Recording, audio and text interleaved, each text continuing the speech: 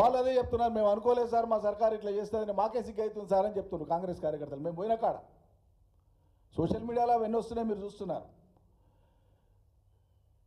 ఈరోజు సంగెం మండలం, వరంగల్ జిల్లాలో సంగెం మండలం పల్లారిగూడలో మేము తలపెట్టినటువంటి ఒక పరామర్శ, బాధిత కుటుంబం అక్కడ బానోతు తిరుపతి అనేటువంటి రైతు బలవన్మరణ చెందితే ఆయన కుటుంబాన్ని పరామర్శించడానికి మేము మా షెడ్యూల్ పెట్టుకున్నాం, మా పర్యటన ఖరారు చేసుకున్నాం.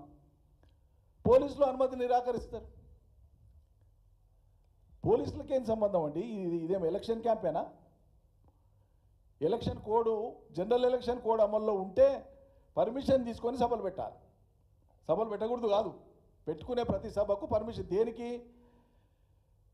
మీ సమయము ఇతర రాజకీయ పార్టీల సమయం క్లాష్ కావద్దు, ప్లస్ మీరు పెట్టుకునే సభల యొక్క జన కదలికలు ఇవన్నీ ఎలక్షన్ ఎక్స్పెండిచర్లో కవర్ అవుతాయి కాబట్టి పర్మిషన్ యొక్క స్ఫూర్తిగా అంతే. కానీ పర్మిషన్ అక్కర్లేదు ఈ దేశంలో. ఎవరు సభలు సమావేశాలు నిర్వహించుకోవడానికైనా ప్రాథమిక హక్కు అది, దానికి ఏం అనుమతులు అవసరం లేదు. కానీ రాతపూర్వకంగా పోలీసు వాళ్ళు, ప్రభుత్వానికి సిగ్గులేదు అసలు. ఇటువంటి దాన్ని తలపడుతుందా? మీరు నిరాకరిస్తే పర్మిషన్ నల్గొండల సభ ఆగిందా? రైతుల నిరసన ఆగిందా? మహాధరణ ఆగిందా? రేపు పెట్టుకుంటాం, ఎల్లుండి పెట్టుకుంటాం, ఒక డేట్ మారొచ్చు. కానీ ఏం నియంత్రణతో చూడండి. మిమ్మల్ని ఎవరినో నలుగురిని పైరవికారులను కలవలేదని, కేసీఆర్ను కలుస్తలేడని బదనాం చేస్తే మరి అలా మీరు చేస్తున్నది ఏంది? ప్రజా దర్బారాన్ని పెట్టి ప్రగతి భవన్ను కాలు కూడా పెట్టకపోయా ముఖ్యమంత్రి మళ్ళీ ఇవ్వాలటి వరకు. తన సొంత ప్యాలెస్లోకి వెళ్ళి పరిపాలన చేస్తాడు, ఆజ్ఞలు ఇస్తాడు. లేదంటే కంట్రోల్ రూమ్, పోలీస్ కంట్రోల్ రూమ్లోకి వెళ్ళి పోలీస్ పరిపాలన చేస్తారా? ఇదేనా మీరు చేసేది? ఏం చేస్తున్నారు అసలు రాష్ట్రంలో? కాబట్టి మార్పు మార్పు మార్పు అని రోజుకో మాట ఇచ్చి రోజుకో మాట మార్చడమే మార్పు తప్ప తెలంగాణ ప్రజల జీవితాల్లో వచ్చినటువంటి మార్పు లేదు. మీరు తెచ్చినటువంటి కొత్త పథకం లేదు, ప్రజలకు మేలు జరిగినటువంటిది ఒకటి కూడా లేదు. ఇది ఇట్లుండగా మొన్న చాలా పెద్ద బిల్డప్ ఇచ్చి, ఇగో నిజంగానే రైతులు సరే ఒకసారి 2 సార్లు 3 సార్లు 4 సార్లు వాయిదా వేసారు, ఈసారి ఏమైనా మాట కట్టుబడి ఉంటారేమో అని చెప్పి నమ్మాను. 26 జనవరి అనగానే పవిత్రమైన దినం. ఓ దిక్కు రాహుల్ గాంధీ గారేమో రాజ్యాంగాన్ని చేతిలో పట్టుకొనే తిరుగుతున్నాడు. ఆయన బహుశా స్నానం చేసేటప్పుడు తప్ప రాజ్యాంగాన్ని ఆయన వదులుతలేడు, పుస్తకాన్ని, విలువల్ని కాదు.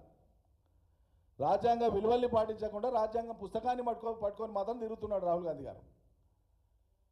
కానీ దాని స్ఫూర్తిని పాటించడానికి మాత్రం మీరు ఇక్కడ సిద్ధంగా లేరు.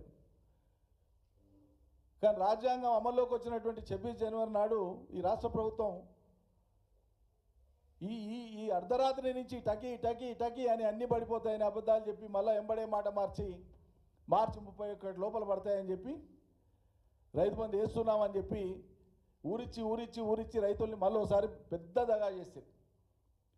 561 గ్రామీణ మండలాలకు, అర్బన్ మండల్స్ కవర్ కావు కాబట్టి రైతు బంధుకు రాష్ట్రంలో ఉండేటువంటి 991 గ్రామ పంచాయతీలు, ఇటీవల పెంచిన కొత్త గ్రామ పంచాయతీలు కలుపుకొని 12,991 గ్రామ పంచాయతీలకు గాను 561 మండలాలలో వీళ్ళు ఇచ్చింది 561 గ్రామాల్లో మాత్రమే 70 లక్షల మంది రైతులుంటే రైతు బంధు వేసినటువంటిది కేవలం 4,42,000 మందికి మాత్రమే రైతు బంధు వేసాం. 70 లక్షలలో 4,42,000 అంటే మొత్తం రైతు బంధు వేసేటువంటి దాంట్లో 6%.